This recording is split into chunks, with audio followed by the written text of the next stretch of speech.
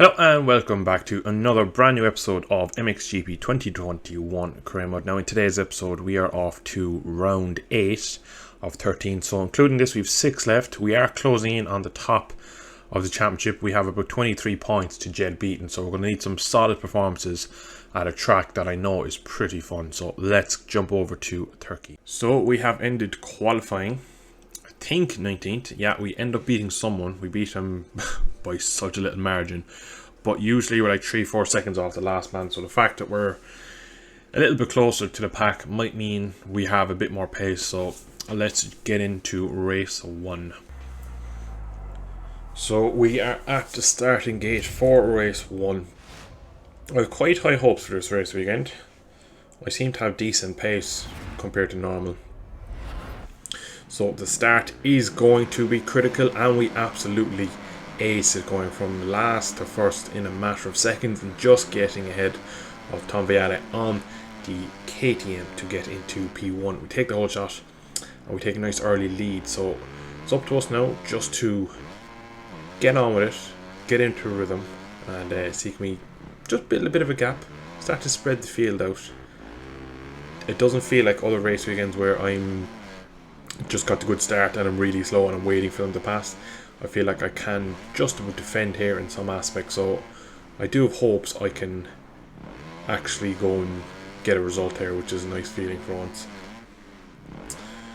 But so far so good, but there is a nice group already behind me. I know they're about 3 or 4 seconds a lap quicker, but because they can't pass on this game, that makes it quite nice for me that I can just get it in front and they'll have to kind of just follow me. So most important thing for me now is not to make any mistakes early in this race and build a good strong start. But already one of the Yamahas, I think it's Renoir, is trying to go around the outside. You can see on the minimap in the bottom left they are pretty much side by side the whole round because they're just getting held up behind me. But through the sector here, there's a couple of just kind of hairpin corners. I had really good feeling I could really ride the bike hard through there, and I get a good run in going into the final sector, which is good because it was kind of a technical sector to the line, and a few times you'll see in the races that they kind of match me and they can nearly beat me to the line from the last sector. So it would be important if we are going for a race win or any position that we weren't going to get pipped on the way to the line.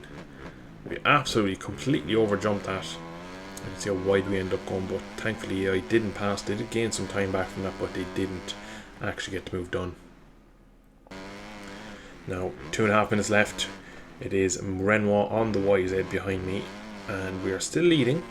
I have a nice rhythm going, but the Yamaha is pretty rapid and he is starting to make shapes behind. You can see I've pulled away from pretty much everyone else, and Renoir is the man that has kind of come with me. So again, I was quite happy about that at the time. But we just kind of slid out rut there, and I'd feared that he probably had the room, but we managed to again pick it up in the second part. We just again are pretty quick in this sector.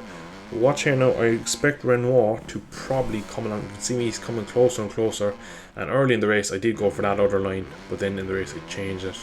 But we're here now with 30 seconds left in this race, and Renoir is still close. We have a massive kind of tank slapper through the groups, but we again, this little sector here we're pretty strong through, so we can defend the AI nicely. So if we're lucky here, this will be, the clock will hit 0 before we get to the line. I don't believe it will, but yeah, it's not going to, so we're going to have to do an extra lap. So that's quite unfortunate. I hate when that happens when there's only like 4 seconds when you cross the line. 3, 2, so 2.5 seconds. So if we were 2.5 seconds slower over the race start, we would have had one less lap, and when you're leading and you're under pressure, the extra lap is a nightmare. So whole lap here now for no reason really. But in the race I actually found a lot more pace again, as I always do. I managed to drop down into 37s.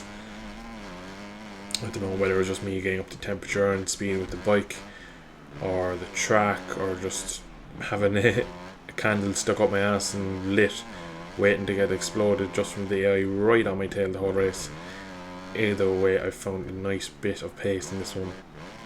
I've started utilising the clutch a lot more, and I found actually it's quite helpful on corner exit, and that's probably where a bit of my pace has come in this race. And so yeah, this is a bit more of a 250 friendly track, you could say. Some tracks you feel like you need the 450 power just to clear the triples and stuff. But this place is pretty nice. Big mistake here though, out of track. Jump back on, that's Viale. He just goes to the outside. We're lucky, we kind of just go down the inside, put a bit of a block in the middle of the track, and just for now hold the position. Like, then again we go defensive here, take the tight line, then dump the clutch, and we just managed to hold on for a split second. That was close. That would have been their lead gone, and he would have just disappeared up the road. So almost disaster with 2 to go. But now we are still 2 laps remaining, but we're nearly at the end of the penultimate lap. It is Viale who's 0.7 behind, so the KTM showing some pace. Bit of a scrub there, bit of a glitchy scrub, but anyway, up the line we come, and you can see the shadow. That is actually the Kawasaki, but it shows Viale on the thing, but there's 2 of them there, so pretty much last lap, 3 men way for the race win. And one of them is Viale, the other is Van der Horst, I think his name is, on the Kawasaki. We've a bit of a moment then, just as we come over to start the lap, we just clipped the rear on the top of the jump as we were landing, so not the ideal way to start the last lap, but we thankfully got away from it, and we've actually had a pretty good sector 1 other than that. You can see we just pulled a nice little gap, so we just need to continue what we're doing. I've had a lot better time since I've managed to get onto this Husqvarna though, so it was the right decision. But we make a mistake here, we get in 2 minds between ruts. We were just kind of going over the top of the inside rut, and I knew if I turned in on it I would have just lost the rear when it came around, so I kind of just picked it up ram wide, and that kind of has negated my gap down to 0.7 again. So they are not letting me have this easy. We've ridden pretty well though. It's not been one of the car park races where the just sit there. We've had to spread them out in places, but we're coming up now to the final stretch. We've managed to do it, but they got alongside me here, but I had to just gun it to line. Nice scrub across the line. We win race 1, and it looks like Beaton has come home in P3 in that one. Yeah, Jed Beaton comes home in P3, so 5 points back on him. Take another few on Viale, so we've beaten, obviously won the race, beaten everyone, so good result. What can we do off the gate in the second one? Again, we can never get 2 in a row. Thankfully for me, they go really wide. I just drop the inside, drop the clutch, and again we get the whole shot, and then we just go across the nose of them, go defensive into 2, and we have the lead again. So can we do it again? We had this in I think it was Lockett or Lamel, where I had good pace and I got 2 whole shots, and I was only able to win 1. So I don't think I've yet to win 2 races in a Grand Prix race meeting, so that's what we're going for on this one. I think I've won 1 Italy. Yeah, I've only ever won 1 at a time from what I can think of, so this would be our first double if we can do it. But pretty much carbon copy of the first race so far. Got into the lead, and we're staying there. So it's 3.5 minutes left now.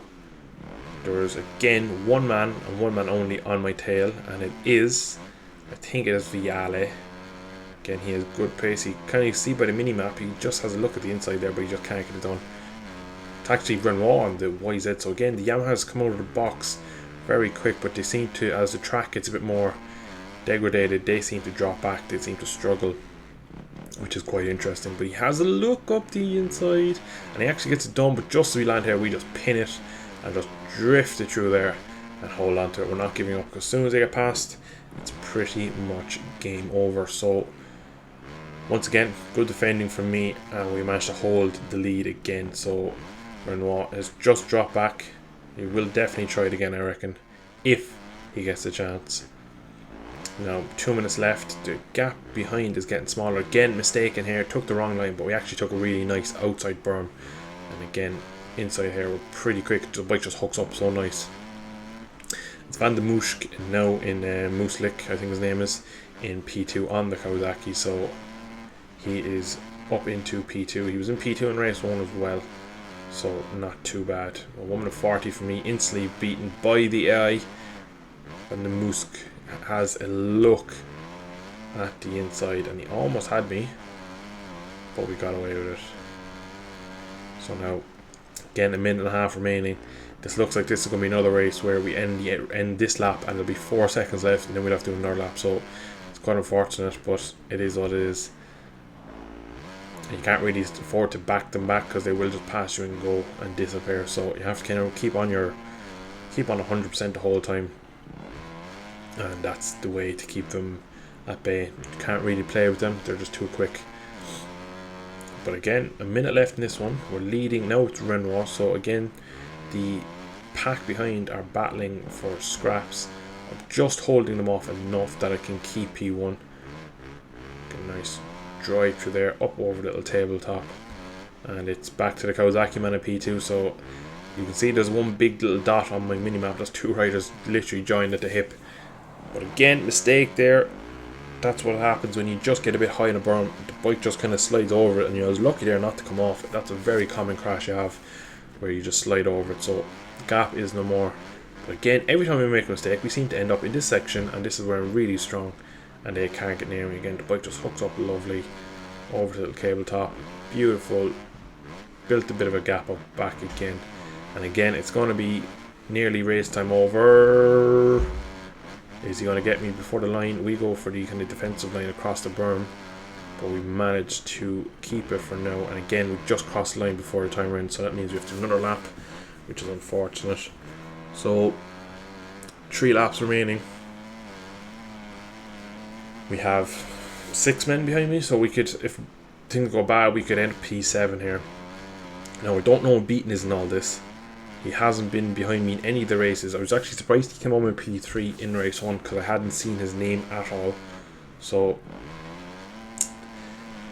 let's hope he's not in that group, or if he is, he's at the back of it at least, because I think he's too quick not to be in the group. But we could do with him having a bad weekend here in Turkey and us having a nice points. If we get to 50 points, that's a minimum of 10 points getting back to him, so that would kind of half his lead at the top to me. Let's scrub there as we come into this really technical section. There's a little kicker just before you get to that there. I find I clutch it and have a little rear brake just to drift it up over it, and I find it works quite well. So we're just trying to get to the end of this lap so we can start our final 2. And it looks like, I think it's the Kawasaki who has broken away from the pack again. And we just cover off the inside line. I love the inside line, and it's pretty easy to defend them if you just take the inside line. That's the gap, or the group behind is growing, and I actually took the wrong line here. Didn't want to go up the jump before the other one, so I ended up having a bad run to the line. But thankfully, we're actually into 37s. That was probably one of my fastest laps of the weekend. Almost contact. Actually, was a bit of contact between me and the Kawasaki.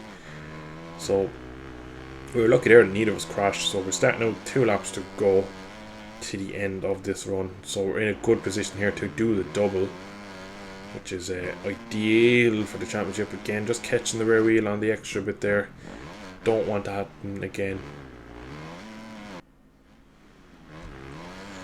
So final lap time, we've dropped the pace into the 40s. We're pretty defensive now at the minute, because we have, I think, 4 men literally queuing up behind us.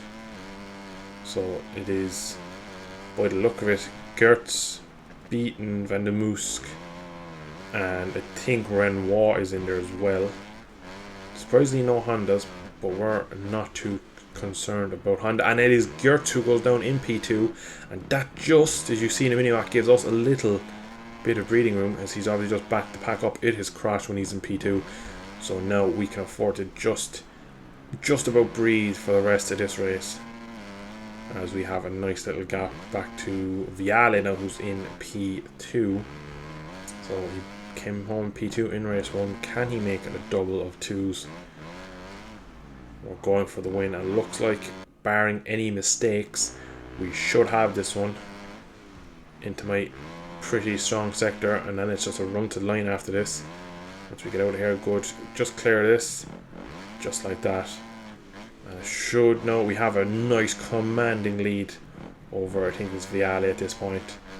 We just go for it over this, absolutely beautiful. And we're going to we actually saw our fastest lap on the last lap, which is always nice, and we get the double win.